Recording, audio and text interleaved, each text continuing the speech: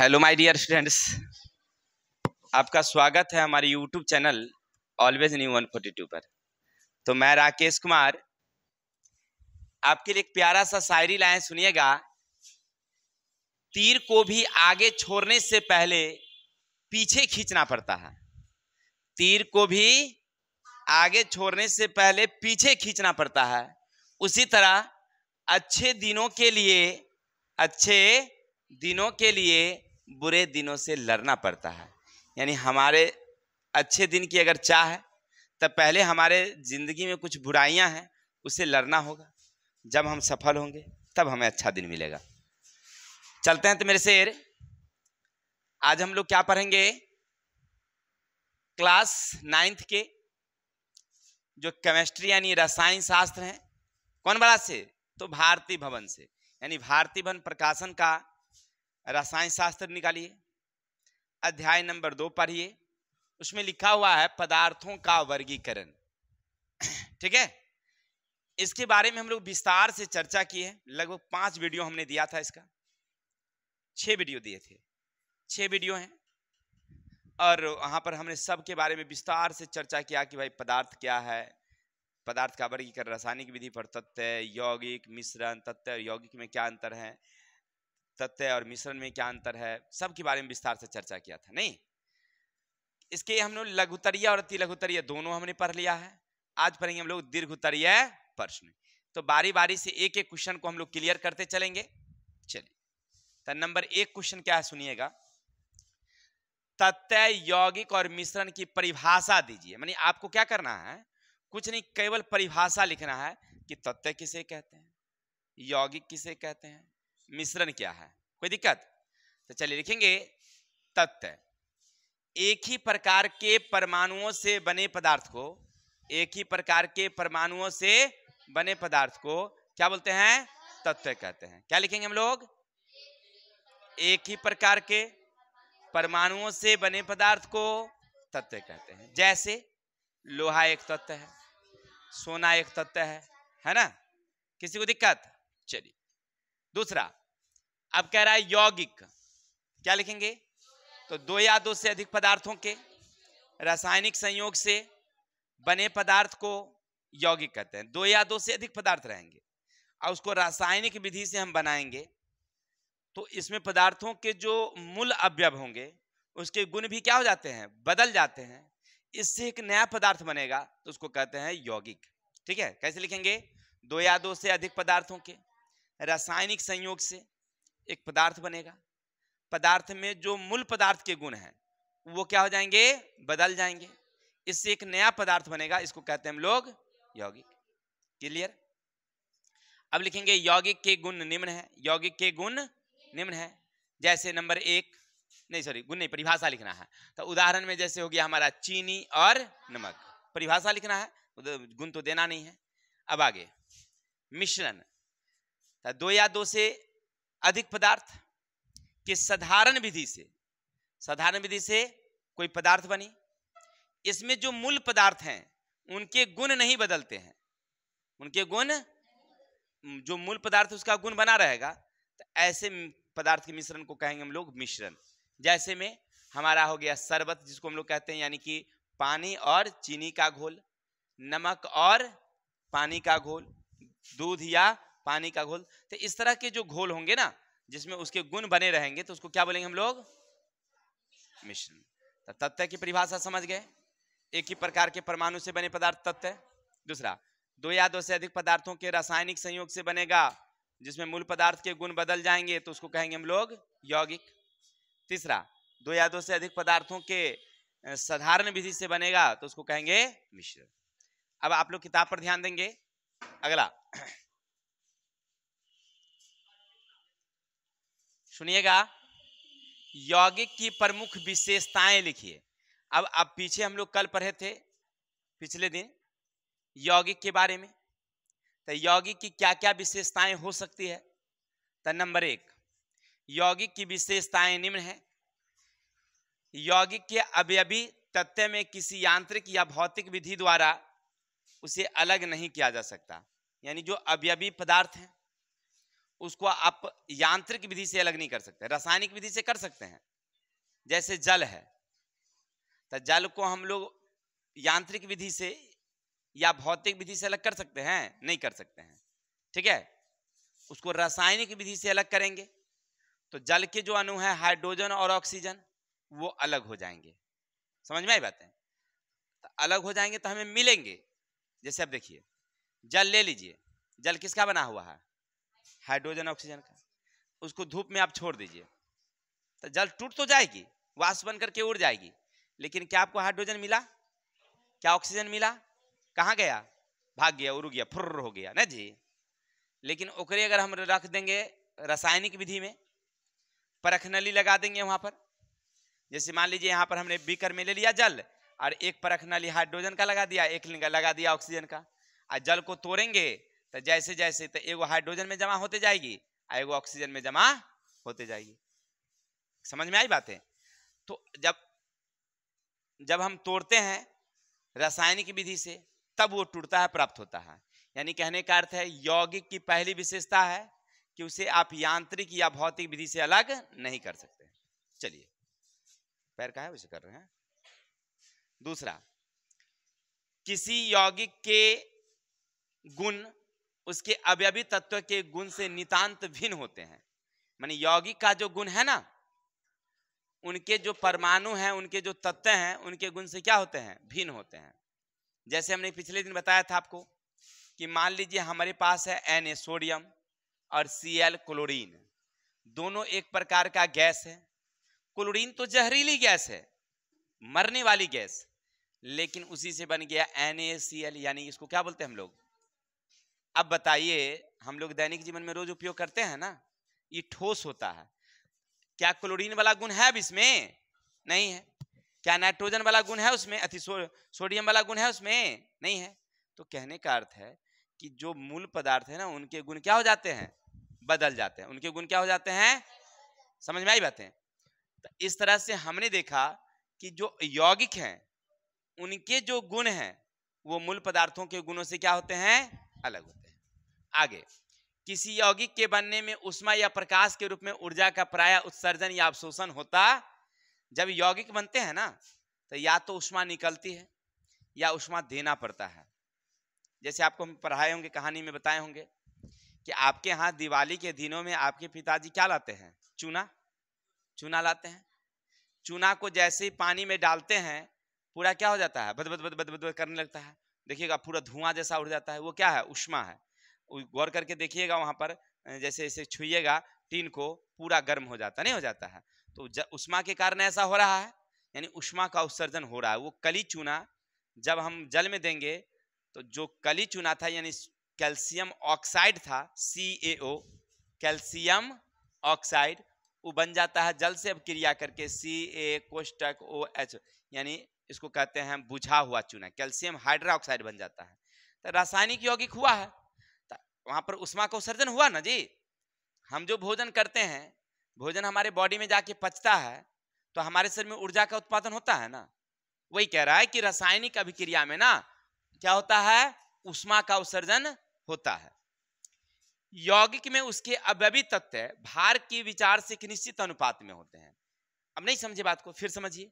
एक निश्चित अनुपात का मतलब होता है कि एक निश्चित अनुपात में मिलाइएगा तभी बनेगा, नहीं तो नहीं बनेगा। समझिए, जैसे जल बनने के लिए H चाहिए लेकिन O चाहिए, लेकिन दोनों को मिलाइएगा तो ये जल नहीं बनेगा, ये जल नहीं बनेगा। लेकिन इसी में H2 कर दीजिए और O कर दीजिए, तब बनेगा जल, तब ये जल बनेगा। यानी यहाँ पर 2 और यहाँ पर 1 का अनुपात है। अब देखिए हमारी सृष्टि कह रही कि अगर सर एक आप बात बताइए कि अगर इसको भी 2 किलो कर दें तो क्या जल बनेगा? क्या नहीं बनेगा, क्योंकि जल का अनुपात कितना होना चाहिए? 2:1। हाइड्रोजन होना चाहिए 2 kg, ऑक्सीजन होनी चाहिए 1 kg। अब वहां पर आपने क्या किया है, कभी कम कर देते हैं कभी ज्यादा कर देते हैं, तो जल बनेगा नहीं। वही कह रहा है कि उसके जो संगठन है ना, वो एक निश्चित अनुपात में होते हैं, निश्चित नियम के हिसाब से चलते हैं। कोई दिक्कत? आगे चलेंगे हम लोग। यौगिक के द्रव्यनांक और क्वथनांक निश्चित होते हैं, यानी यौगिक जो होते हैं ना जितने, जैसे जल है तो उसके द्रव्यनांक और क्वथनांक निश्चित होते हैं, एक निश्चित ताप पर वो उबलता है। अब आगे चलेंगे। यौगिक एक समांग पदार्थ है, अर्थात यौगिक के संगठन के गुण हमेशा समांग, मतलब से बता दिए थे। क्या बताए थे, बताएंगे कोई? हाँ, यानी कि जो विलयन है ऊपर वाली और नीचे वाली सब एक जैसा होगा। कहीं से भी आप लीजिए विलयन, तो उसमें जो कण होंगे वो समान रूप से मिले होंगे। जैसे शरबत में हमने बताया था कि चाहे ऊपर वाला शरबत पीजिए, नीचे वाला पीजिए, मिठास एक जैसी है। ये क्या हमारा समांग मिश्रण है, समांग मिश्रण है। कोई दिक्कत? तो जो यौगिक है ना वो समांग मिश्रण होता है। किसी को दिक्कत? तो हम पढ़ रहे थे अभी यौगिक के गुण के बारे में। अब आगे चलेंगे, तथ्य और यौगिक में अंतर देखते हैं कि तथ्य और यौगिक में क्या क्या अंतर है। देखिए, तथ्य यानी एक ही प्रकार के परमाणु से बनेगा, यौगिक दो या दो से अधिक प्रकार के नहीं है। चलिए, तो दोनों में अंतर देख लेते हैं। तो आप लिखेंगे कैसे क्वेश्चन परीक्षा में, तथ्य और यौगिक में निम्न अंतर हैं। क्या लिखेंगे? नंबर 1, तथ्य एक ही प्रकार के परमाणु के बने होते हैं, जबकि यौगिक दो या दो से अधिक प्रकार के परमाणुओं से बने होते हैं। जैसे मैं उदाहरण दे दीजिए, वहां पर तथ्य में हो गया आपको कौन, लोहा, तांबा। यौगिक में हो गया आपका चीनी, जल, नमक। हो गया क्लियर? चलिए दूसरा, तथ्य को ना तो बनाया जा सकता है और ना ही तोड़ा जा सकता, चाहे वो रासायनिक विधि हो, भौतिक विधि हो, यांत्रिक विधि हो, कोई विधि हो, तथ्य को ना तो तोड़ सकते हैं ना बना सकते हैं। और यौगिक को हम रासायनिक विधि से बना भी सकते हैं, रासायनिक विधि से तोड़ भी सकते हैं। दो अंतर हो गया। चलिए अगला, तथ्य के जो सूक्ष्म कण है वो परमाणु कहलाते हैं, यौगिक के जो सूक्ष्म कण है वो अणु कहलाते हैं। तथ्य के जो सूक्ष्म कण है वो क्या है, अणु कहलाते हैं। कोई दिक्कत? ये तीन को अंतर लिख दीजिएगा, सबसे बेस्ट अंतर यही है, आंसर हो जाएगी। किसी भाई को दिक्कत? चलते हैं आगे। उपयुक्त उदाहरण देकर यौगिक और मिश्रण में अब अंतर बताइए। अभी आप पढ़ रहे थे पीछे तथ्य और यौगिक में अंतर, अब पढ़ना हमको यौगिक और मिश्रण में अंतर। यौगिक और, देखिए दोनों तो एक ही है कि दोनों में दो या दो से अधिक पदार्थ मिलते हैं, लेकिन थोड़ा अंतर है। क्या अंतर है? तो एक को रासायनिक विधि से बनाया जाता है, एक को साधारण विधि से। अरे बनाने से मतलब मैटर नहीं रखता है, मैटर बात यहां है कि मिश्रण में उसके गुण बने रहेंगे, यौगिक जब बनेंगे तो अवयवी पदार्थ के गुण बदल जाते हैं, ये मैटर रखता है। नहीं समझ में आई बातें? जैसे अभी देखिए, हम शरबत बनाते हैं, जल का भी गुण रह जाता है, चीनी का भी गुण रह जाता है, ये मिश्रण है क्योंकि गुण उसका बना हुआ है। अभी पीछे हमने बनाया नमक, सोडियम दिया, क्लोरीन दिया, तब बन गया नमक। सोडियम का गुण है उसमें, अब क्लोरीन का गुण है अब उसमें नहीं है, छोड़िए उसकी बात। दूसरा दीजिए, हाइड्रोजन और ऑक्सीजन दोनों को मिलाए तो क्या बनेगा, जल बनेगा। हाइड्रोजन 2 kg, ऑक्सीजन 1 kg मिलाएंगे तो क्या बनेगा, हमें जल मिलेगा। अब क्या बताइए, जल में हाइड्रोजन का गुण है, ऑक्सीजन का गुण है, अवयवी पदार्थों के गुण रह जाते हैं तो मिश्रण है, और नहीं रहेंगे तो यौगिक है। ये मैटर ये बात की है। दोनों तो दो दो पदार्थ मिलेंगे ही, दोनों में 2 3 4 पदार्थ मिलेंगे, लेकिन एक बार में गुण बदल जाता है तो यौगिक, गुण ना बदले तो कौन विधि से बनता, उससे मतलब क्या था मेरा, नहीं। लेकिन हमें अंतर लिखना है तो सब में अंतर लिखेंगे। कैसे लिखेंगे? तो लिखेगा यौगिक और मिश्रण में निम्न अंतर है। यौगिक दो या दो से अधिक पदार्थों को रासायनिक विधि द्वारा जब बनाते हैं तो बनता है यौगिक। मिश्रण दो या दो से अधिक पदार्थों के साधारण विधि से यानी भौतिक विधि से बनाते हैं तो उसको कहते हैं हम लोग मिश्रण। अंतर एक समझ गए? चलते हैं दूसरा अंतर।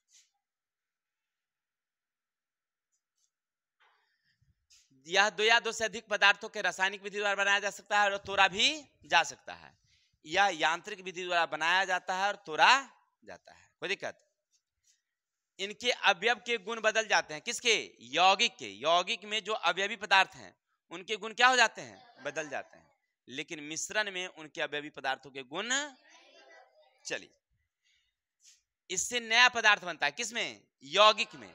यौगिक में एक नया पदार्थ बनेगा, लेकिन मिश्रण में एक नया पदार्थ, हाँ थोड़ा सा गुणमा बदल जाए वो अलग सी बातें हैं, थोड़ा सा। जैसे जैसे चीनी है तो चीनी ठोस था, आप उसको जल में दे दिए हैं तो विलीन हो गया है, वो अलग सी बातें हो गई, लेकिन एक नया पदार्थ नहीं बना वो। क्या? जैसे हाइड्रोजन था और कौन सी, नमक था, हाइड्रोजन सॉरी ऑक्सीजन गैस था और उसको हमने जल में बना दिया तो बिल्कुल एक गुण बदल गया, एकदम बिल्कुल अवस्था परिवर्तन हो गया उसका। क्या? तो ये कहने का अर्थ है कि मिश्रण में नया पदार्थ नहीं बनता है। कोई दिक्कत? चलिए, तो इतना समझ गए। नेक्स्ट नंबर, समांग और विसमांग मिश्रण से आप क्या समझते हैं? देखिए, हम लोग क्या पढ़ेंगे? समांग। तो समांग मतलब समझ रहे हैं ना, कि वैसा विलयन जिसमें विलय पदार्थों की जो मात्रा है सभी जगह बराबर बराबर मात्रा में घुली हो, सभी जगह बराबर बराबर मात्रा में घुली हो, उसको क्या बोलेंगे हम लोग? जैसे में शरबत हमने बताया था, दूध और चीनी का अगर घोल तैयार करेंगे वो हो गया, चीनी और जल का घोल है, नमक और जल का घोल है, तो वो क्या है? समांग मिश्रण है। कोई दिक्कत? तो आपसे अगर कोई पूछे कि समांग मिश्रण किसे कहते हैं, क्या बताएंगे आप? कि वैसे मिश्रण जिसमें विलय पदार्थ की जो मात्रा घुली हो या अन्य जो विलयन होंगे वह बराबर बराबर की मात्रा में उसके कण घुले होंगे। यानी कह रहा समांग मिश्रण का संगठन संपूर्ण मिश्रण में एक रूप रहता है। कैसा रहता है? इसके अवयवों के बीच कोई सुस्पष्ट विभाजक सीमाएं नहीं होती है। उदाहरण के लिए जल में चीनी का विलयन ले लीजिए, इस तरह समांग होता है। किसी को दिक्कत? आप कहीं से भी आप जल लीजिए, उसमें चीनी की जो मात्रा होगी वो एक जैसी घुली होगी। ऐसा नहीं कि ऊपर वाला ज्यादा मीठा होगा या नीचे वाला ज्यादा मीठा, ऐसी भ्रम बातें नहीं होगी, बिल्कुल सब एक जैसा होगा। तो कौन मिश्रण हुआ? अब विसमांग। तो वैसे मिश्रण जिसमें जो विलय पदार्थ हैं या घुले हुए जो चीज है या दो पदार्थ मिला हो, तो आप कहीं से भी उसको लीजिए, कहीं ज्यादा होंगे और कहीं कम होंगे, तो इसको क्या बोलेंगे हम लोग? विसमांग मिश्रण। ठीक है ना? किसी विलयन में अगर हम पदार्थ लेते हैं तो कहीं ज्यादा उसके कण घुले होंगे और कहीं पर उसके कण कम घुले होंगे। जैसे मान लीजिए एक बाल्टी में हम ना थोड़ा सा क्या किया, मिट्टी डाल दिया, चला दिए, थोड़ा देर छोड़ देते हैं 1-2 मिनट, अब ऊपर से जल निकालते हैं। क्या उसमें मिट्टी के कण या पेंदी में जो मिट्टी है उस जल है उसमें कण बराबर होंगे? दोनों में अंतर होगा। ऊपर वाला में क्या होगा? नीचे वाला में क्या होगा? ज्यादा होगा। क्या? तो ई कौन मिश्रण हुआ? देखो लाइन, ई कौन मिश्रण होगा? विसमांग। लाइन देखो तो है क्या?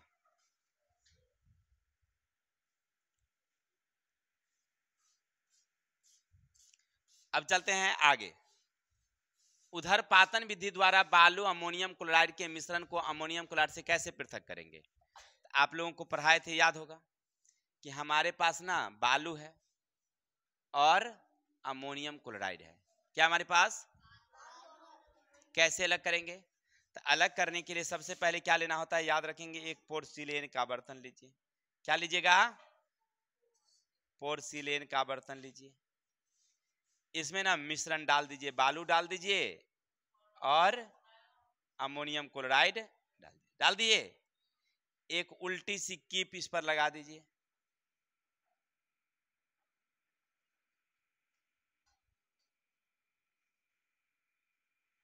लगा दिए? चलिए, ये पूरा ढक दीजिए। ढका गया? एक थोड़ा सा रुई जो है, रुई ऊपर में लगा दीजिए। मुंह बंद हो गया। अब इसको क्या करोगे? एक बर्नर की सहायता से, एक बर्नर की सहायता से इसको हम लोग गर्म करेंगे। गर्म कर दिए। जैसे गर्म करने लगोगे क्या पाओगे कि इसमें से जो अमोनियम क्लोराइड है वो उधर पातित होता है, उष्मा पाते ही सीधे गैस में बदलेगा। गैस में बदलेगा और वो जाकर के ऊपर में ठिप्पी में जाके क्या हो जाएगा? जमा होने लगेगा। नीचे तो गर्मी है लेकिन ऊपर में क्या है? ठंडा है। तब फिर वो ठंडा होकर के किस में बदल जाएगी? ठोस में। तो अमोनियम क्लोराइड ऊपर चला गया। अब नीचे कौन सी बच गया पेंदी में? बालू। अलग हो गए। तो आप कैसे लिखेंगे? अमोनियम क्लोराइड को अलग करने के लिए हम क्या करेंगे? एक प्रयोग करते हैं। एक पोर्सिलेन का बर्तन लेंगे, ऐसे चित्र बना के लाना है आपको। है मैं टैग कुछ नहीं, दे चमेटा मार के फोड़ देंगे। क्या लिखेंगे? एक पोर्सिलेन का बर्तन लेंगे। देख लीजिएगा लैंप बनल है किताब में, अच्छा वाला बना के लाइएगा। और उसको क्या करेंगे? उसमें मिश्रण को डाल देंगे, उसके ऊपर एक कीप लगा देंगे उल्टा करके, कीप के ऊपर रुई लगा देंगे। अब बर्नर से उसको क्या करेंगे? गर्म करेंगे। तो गर्म करने के बाद हम देखेंगे कि जो अमोनियम क्लोराइड है वह सीधे किस में बदल जाएगी, और वो ऊपर चली जाएगी, कहाँ, कीप के ऊपर में। और वहां पर ऊष्मा कम होने के कारण वह धीरे धीरे फिर से ठंडा हो जाएगी, ठंडा होकर के अमोनियम क्लोराइड में बदल जाए। तो अमोनियम क्लोराइड कीप में ऊपर चला गया, अब पोर्सिलेन के बर्तन में बच जाता है। तो इस तरह से उधर पातन विधि द्वारा बालू और अमोनियम क्लोराइड के मिश्रण को अलग कर सकते। किसी भाई को दिक्कत? चलिए अब चलते हैं थोड़ा प्रभाजी सरबन क्या है सुनिएगा। देखिए प्रभाजी सरबन का मतलब होता है मिश्रण में जो अवयवी पदार्थ मिले हैं तो उसको अलग करने के लिए हम लोग ऊष्मा का उपयोग करते हैं, और अलग अलग ऊष्मा पर अलग अलग प्रकार पदार्थ जो है पृथक होना चाहिए, अलग होना चाहिए, तो उसको कहते हैं हम लोग प्रभाजी सरबन या प्रभाजी आसवन। ठीक है, वैसे मिश्रण जिसके अवयव अलग अलग ऊष्मा पर अलग अलग होते हैं तो इसको कहते हैं हम लोग प्रभाजी आसवन या सरबन। जैसे, इतना लिखने के बाद आप लिखिएगा जैसे, इसको थोड़ा सा हम, जगह कम है तो उसको थोड़ा सा नीचे लेते हैं यहाँ पर। जैसे देखिए यहाँ पर पेट्रोलियम आप सुनते होंगे, पेट्रोलियम, क्या सुनते होंगे, पेट्रोलियम कहाँ मिलती है भाई, हमारे यहाँ वो नहीं, पेट्रोलियम मिलती है असम में मिलती है, असम के डिगबोई में, गुजरात के अंकलेश्वर में, और मुंबई हाई सबसे ज्यादा वहीं मिलती है। ठीक है, अब वहां से निकलती है, वो काली काली चिपचिपी द्रव होती है। अब आप वहां से निकाल लिए हैं उसको, तो उसको ले जाते हैं हम लोग तेल शोधक कारखाना जिसको कहते हैं, वहां पर प्रभाजी सरबन होता है। जैसे हमारे बिहार के बरौनी में है, बगल में ही बरौनी है, वहां है, जब जाइएगा तो देखिएगा। वहां पर एक साधारण से समझने के तरीके, एक नली होती है, नली है ना, ये नली हुआ, इसमें मिश्रण को ला करके छोड़ दिया जाता है, पेट्रोलियम को छोड़ दिए। अब जैसे ही ताप बढ़ेगी, मान लीजिए 100 डिग्री ताप, तो एक चीज इसमें से किरोसिन निकल जाएगी, किरोसिन 150 डिग्री ताप मिल जाएगी, मान लेते इसमें से डीजल अलग हो जाएगी। इसी से 200 डिग्री हो जाएगी तो पेट्रोल अलग हो जाएगी, 250 डिग्री हो जाएगी तो एस्फाल्ट अलग हो जाएगी, 250 हो जाएगी तो स्नेहक तेल अलग हो जाएगी, स्नेहक तेल। इससे आप क्या समझे कि जो विसरण में थी, जो विलयन है, उनमें जो अवयवी पदार्थ हैं वो अलग अलग तापों पर जब पृथक होने लगेगी, अलग होने लगेगी, तो इस तरह से जब विलयन को अलग करते हैं तो ये विधि कहलाती है प्रभाजी सरबन। समझ में आ गई बातें?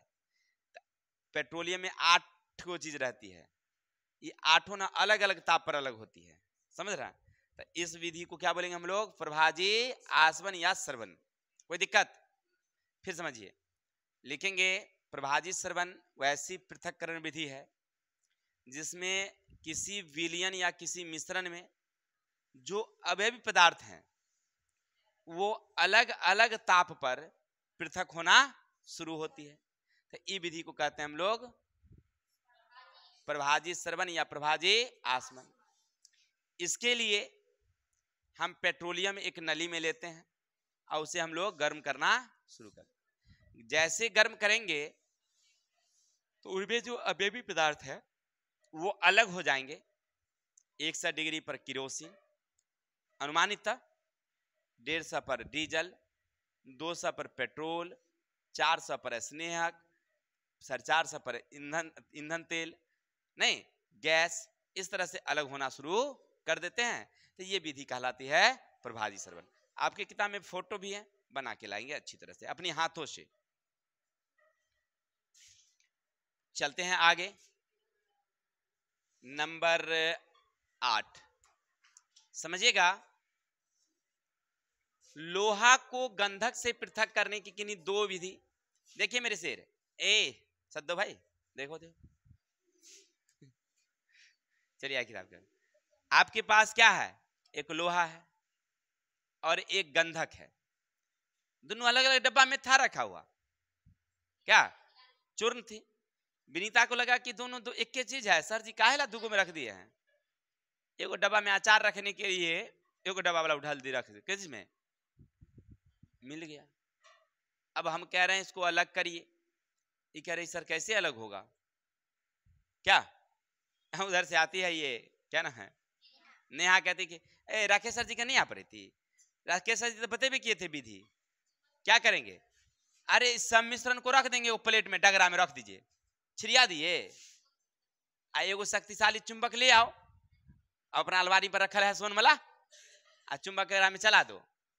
जैसे ही सब में रखल है इसमें सब में ना घुमा दिए, घुमा देंगे, क्या होगा, लोहा जो है वो चुंबक में क्या हो जाएगी, अब बाकी बच जाएगी कौन चीज डगरे में, गंधक। हो गया अलग करने की विधि। किसी को दिक्कत, क्या करेंगे हम लोग, चुंबकीय पृथक करेंगे। तो लिखिएगा कैसे, सो देखिए, देखिए लोहा और गंधक को पृथक करने की एक विधि है, पृथक्करण विधि, चुंबकीय पृथक्करण विधि। इसको अलग करने के लिए मिश्रण को एक बर्तन में ले लेंगे, हो गया, या पेपर पर फैला देंगे, एक शक्तिशाली चुंबक लेंगे और उस पर हम लोग विलयन पर थी मिश्रण पर चला देंगे। जैसे चलाएंगे तो लोहा तो चुंबक में चिपकती है, तो वह चिपक जाएगी, चिपक करके वो क्या हो जाएगी, अलग हो जाएगी। अब बच जाएगी कौन सी हमारा, गंधक, लोहा अलग हो जाएगी, गंधक। दूसरा विधि हमने बताया था, आपको याद होगा मशीन वाला, कि देखिए मिश्रण को हम ले लिए पहले, एक पुल्ली लगा लेंगे यहाँ, एक पुल्ली लगा लेंगे यहाँ, इस पर हम लोग फीता लगा देंगे। अब पुल्ली इस तरह से घूमती है, पुल्ली इस तरह से घूमेगी, नहीं घूमेगी, तो यहाँ पर हम क्या लगा देंगे, एक शक्तिशाली चुंबक, पावरफुल चुंबक यहाँ लगा देंगे। ऊपर से हम लोग क्या करेंगे, ऊपर से हम उसको मिश्रण को ऊपर थोड़ा थोड़ा अब गिराएंगे, तो गिरने लगेगी ऊपर से मिश्रण। अब यहां से चलते चलते जाएगी ऐसे, चलती चलती जाएगी ऐसे, लेकिन शक्तिशाली चुंबक के कारण लोहा क्या हो जाएगी, चुंबक की आकर्षण होगी, इधर आने लगेगी। गंधक आकर्षण तो होगी नहीं, तो वो अपना तेजी से गति से उधर, तो लोहा इधर आ गया, गंधक। ये भी क्या है, चुंबक के पृथक्करण का एक विधि भी है। किसी को दिक्कत, चलिए तो आगे चलते हैं, इतना तक क्लियर हो गया होगा। चलिए तो आप लोग तो 8 समझ गए ना, 9 देख लेते हैं। देखो अरे तुम्हें कह रहा है कि विलय, विलायक, विलयन की व्याख्या सब के बारे में आपको 2 लाइन लिखना है। तो आपसे पूछे विलय किसे कहते हैं, क्या बोलेंगे, हाँ बस घुलने वाले पदार्थ को क्या बोलेंगे हम लोग, विलय बोलेंगे। जैसे में चीनी है, नमक है, वो क्या है, विलय है। किसी को दिक्कत। अब विलायक पूछेगा तब क्या बोलेंगे, जिसमें घुलता है, जिसमें, वो हो गया कौन सी, विलायक। जैसे हो गया दूध, पानी। अब चलिए विलयन, तो विलय और विलायक के समांग मिश्रण को, विलय और विलायक के समांग मिश्रण को विलयन। जैसे आपका चीनी और जल मिल गया, तो दोनों मिल के घुल गया, तो शरबत बन गया, तो शरबत हो गया विलयन। कोई दिक्कत, चलिए अब आगे चलेंगे। क्वेश्चन अगला है, विलयता से क्या समझते हैं, अति क्या है, कमरे के ताप पर जल के सोडा पोटेशियम नाइट्रेट की विलयता ज्ञात करने की विधि का उल्लेख करें। विधि का क्या करें, उल्लेख करें। हो गया, किसी को दिक्कत। तो सबसे पहले विलयता समझिए, एक निश्चित ताप पर एक किसी पदार्थ की कितनी मात्रा घुलाई जा सकती है, तो इस क्रिया को कहते हैं विलयता। फिर समझते हैं, एक निश्चित ताप लीजिए, जैसे मान लीजिए अपने कमरे का तापमान अभी 60 डिग्री है, एक अनुमान बताते हैं। उस जल में हम ले लिए और उस जल को में थोड़ा थोड़ा करके आप कोई चीज मिलाते हैं, मिलाते हैं, मिलाते हैं, एक निश्चित जाने के बाद वो रुक जाता है घुलना, तो उसकी विलयता हुई। माने कितना मात्रा आप घुला सकते हैं। नहीं समझ में आई बात, ऐसे समझते हैं। जैसे आपको कह रहा है कि कमरे के ताप पर जल में सोडा की विलयता, तो कमरे का ताप यानी अभी जल ले लीजिए, 1 लीटर जल लिए, उसमें हम 25 ग्राम सोडा मिलाए, चला दीजिए, घुल गया, हाँ घुल गया। फिर 25 ग्राम मिला दीजिए, अब चला दीजिए, घुल गया। तो कितना मिला दिए अभी तक? 50 ग्राम। और पुनः 50 ग्राम एक बार मिला दीजिए, अब घुला के देखिए तो, हाँ घुल गया। तो कितना हो गया वो?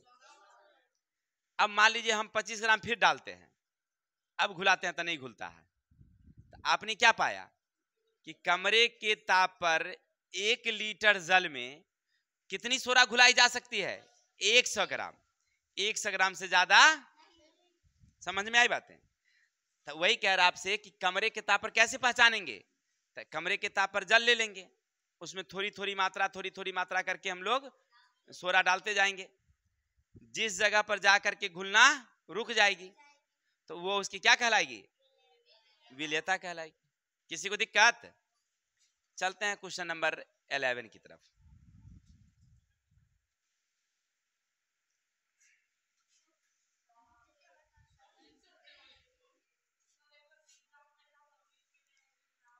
अब आगे चलते हैं। वास्तविक विलयन, कोलाइडी विलयन, निलंबन में अंतर। हम जो बोलते हैं ना उसको सुनिए, याद रखिए और वही सुन के लिख लीजिएगा, नोट कर लीजिएगा तो वो ज्यादा रहेगा, क्योंकि वो तो पीडीएफ बनाए हुए हैं, तो वो उसको देखना, अगर नहीं समझ में आएगा तो आप वहां भी देख सकते हैं, लेकिन ये सुन करके लिख लीजिएगा तो ज्यादा बेटर रहेगा, ठीक है। अब देखिए आपके पास 3 विलयन है, विलयन पढ़े थे, विलयन कितने प्रकार के? 3। तो वास्तविक विलयन में पढ़े थे हम लोग चीनी और नमक का मिश्रण, चीनी और जल का मिश्रण वास्तविक विलयन में। एगो कोलाइडी विलयन पढ़े थे जिसमें हम लोग दूध के बारे में पढ़े थे कि स्याही है, दूध है, रक्त है। और निलंबन पढ़े थे हम लोग जिसमें कीचड़ है या मिट्टी है, जल में मिल गया है। तब विलयन कितने प्रकार के हुए? 3। अब तीनों में कुछ ना कुछ अंतर होगा। पहला अंतर, वास्तविक विलयन समांग होती है, कोलाइडी और निलंबन दोनों विसमांग होती है। पहला अंतर हो गया, क्या बोलोगे? बोलो। वास्तविक विलयन समांग, कोलाइडी और निलंबन विसमांग होते हैं। 1 नंबर अंतर। वास्तविक विलयन पारदर्शी होता है, कोलाइडी विलयन अर्धपारदर्शी, निलंबन अपारदर्शी होते हैं, ठीक है। समझ में आई? एक होता है पारदर्शी, अर्धपारदर्शी और अपारदर्शी, 2 अंतर हो गए। तीसरा, वास्तविक में स्कंदन नहीं होता, छोड़ दीजिएगा तो जमेगा नहीं। कोलाइडी में भी स्कंदन नहीं होता है, लेकिन निलंबन में स्कंदन छोड़ देंगे तो थोड़ी देर बाद क्या हो जाएगी? वो जम जाएगी। चलिए, वास्तविक विलयन में कण दिखाई, चीनी घुल गया, चीनी के कण दिखाई देगा आपको? नहीं दिखाई देती है। लेकिन जो कोलाइडी के, सॉरी क्या कहते हैं उसके, कोलाइडी विलयन, उसके कण देखे जा सकते हैं। तो साधारण आंखों से तो नहीं दिखाई पड़ेगी, लेकिन माइक्रोस्कोप से देखेंगे। क्या? जैसे आप डॉक्टर के यहाँ जाते हैं तो डॉक्टर साहब एगो इतना को लेते हैं, पाइप सन के रहता है, कथी कहते हैं लोग? सिरिंज एना के भोग देंगे, ओकरा एना के खींच लेते हैं। इतना लेना है तो नहीं, खून पूरा खींच लेते हैं, बड़ा कमजोरी हो जाता है। आप लोग जांच करवाए हैं कि नहीं? डॉक्टर से बेईमान होता है क्या? नहीं, वो जरूरी होता है। चलिए, पूरा सिरिंज खींच लिए और उसको लैब में ले जाते हैं। लैब में इलेक्ट्रॉन माइक्रोस्कोप है, वहां से उसको देखते हैं, तो खून में जितने काउंट करते हैं वो गिनती करते हैं मशीन से, है ना। तब पता चलता है कि आरबीसी होना चाहिए 10,000, तो आरबीसी हुआ खून में 6,000, एकरा मतलब आरबीसी एकरा कम है।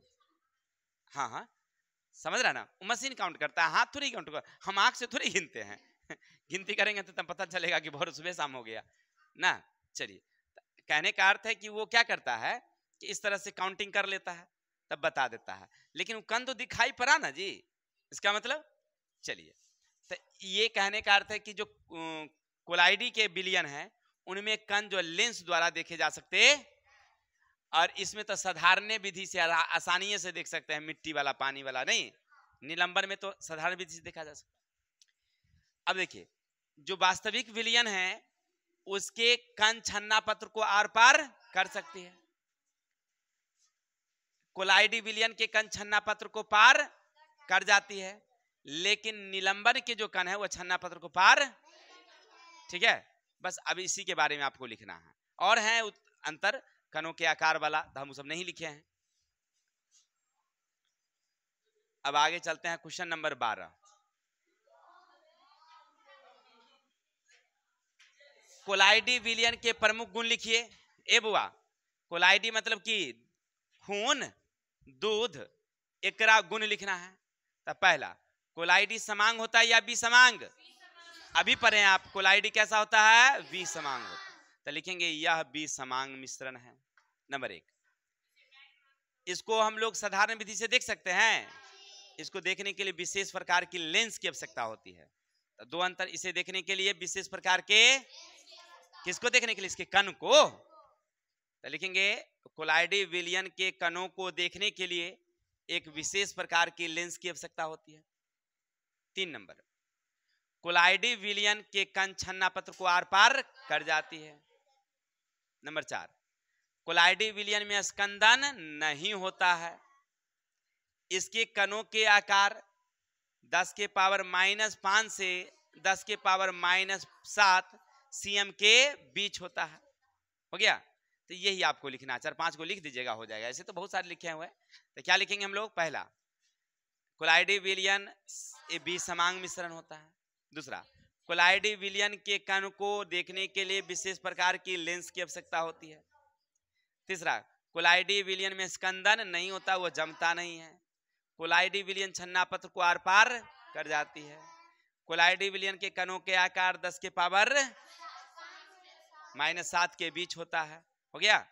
चलिए, आइए, क्या होता है? अर्ध पारदर्शी। कैसा होता है? अब आगे चलेंगे। 13, विलयन के सांद्रण से आप क्या समझते हैं? विलयन का सांद्रण व्यक्त करने की विधि का वर्णन। देखिए, विलयन की इकाई परिमाण यानी आयतन द्रव्यमान में घुले हुए घुल्ले की विलयन की सांद्रण या सामर्थ्य कहते हैं। मतलब नहीं समझे कि कोई विलयन में कितना कोई चीज को घुला सकता है, हम में कितने घुलाने की क्षमता है ना, वह हमारी क्या है? सांद्रता है ना। या समझिए, जैसे 1 लीटर पानी लिए, ओकरे में आपने 200 ग्राम चीनी घुला सकते हैं। तो ये जो घुलने की जो क्षमता हुई ना, ये इसकी क्या कहलाती है? सांद्रता। देखिए, वही कह रहा है, विलयन की इकाई परिमाण में घुले हुए घुल्ले की मात्रा के विलयन का क्या कहते हैं? सांद्रता। यानी 200 ग्राम जो चीनी घुला है ना, वो 1 लीटर जल की क्या है? सांद्रता है। समझ में आई बातें? अब कहता है विलयन की सांद्रण व्यक्त करने की विधि। तब विलयन के सांद्रण व्यक्त करने की विधि है, याद रखेंगे।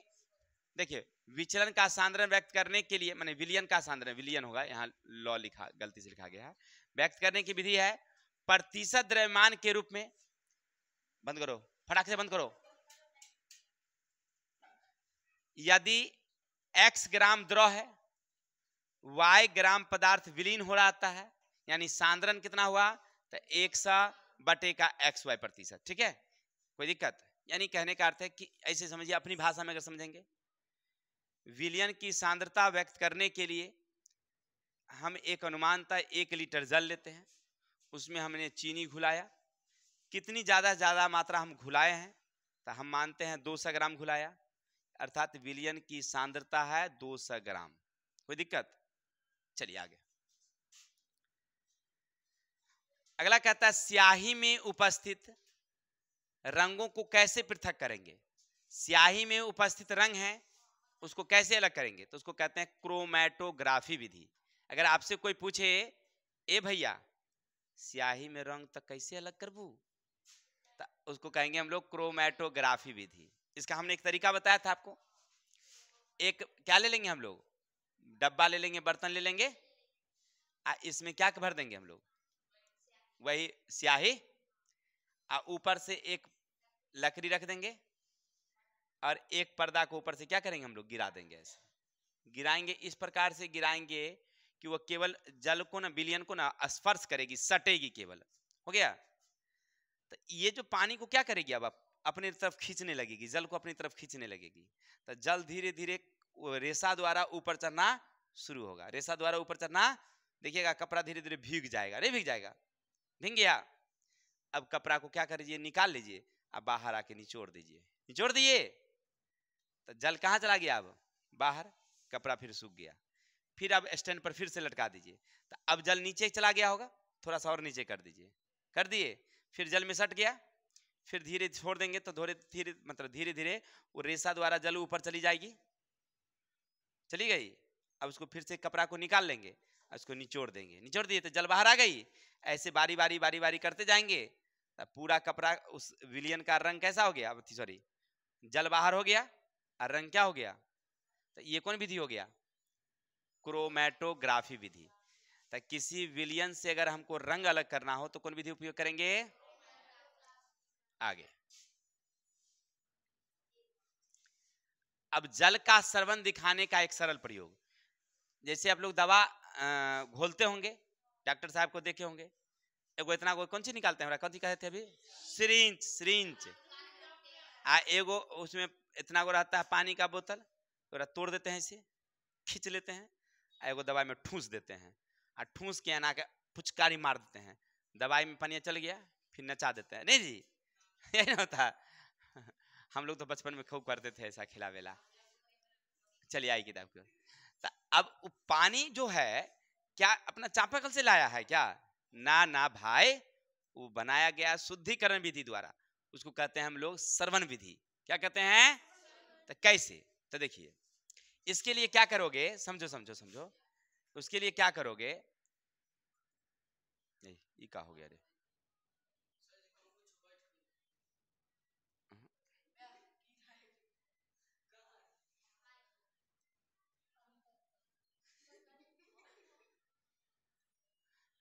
चलिए देखिए अब क्या करेंगे समझिए, एक फ्लास्क ले लीजिए, फ्लास्क माने बोतल, ऐसे बीकर कुछ ले लीजिए, ले लिए, इसमें भर दीजिए जल। कहां से लाए अभी, नहीं रे वो पोखरी में से उठा लिए थे गंदा वाला, हाँ वही ले लिए।